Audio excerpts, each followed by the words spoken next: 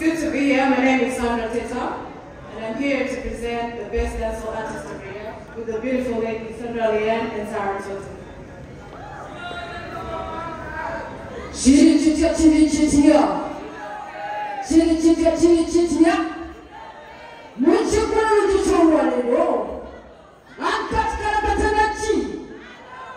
Alright, my beautiful name is Sandra Leanne Chikula Logic what?